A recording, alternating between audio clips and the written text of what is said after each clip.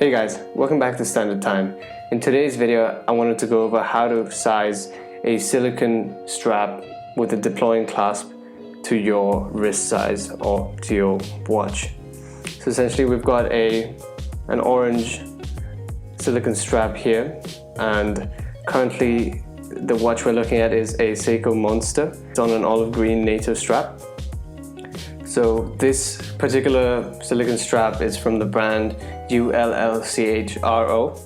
I've made a video about it previously. You could click the link above to go to it, or check the description and you'll see the unboxing and first impressions video of the strap.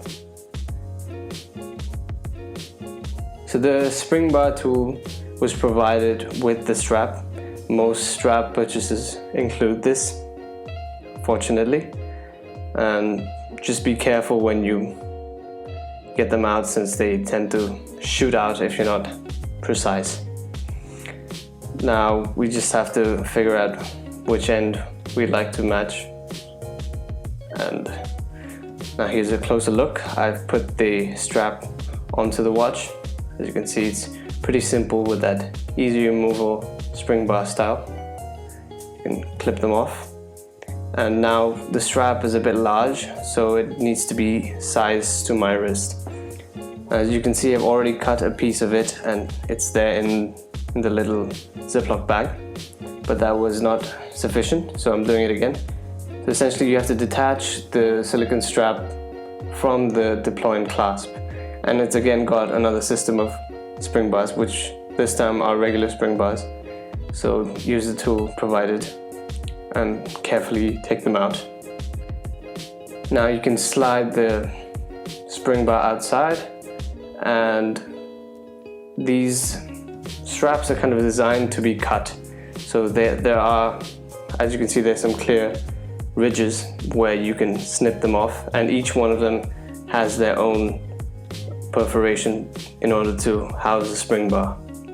So just be careful and cut in a straight line, and do it incrementally so that you don't cut too much, because that's a big mistake. And if you do cut too much, then you pretty much need a new strap. There's no other way of going about it.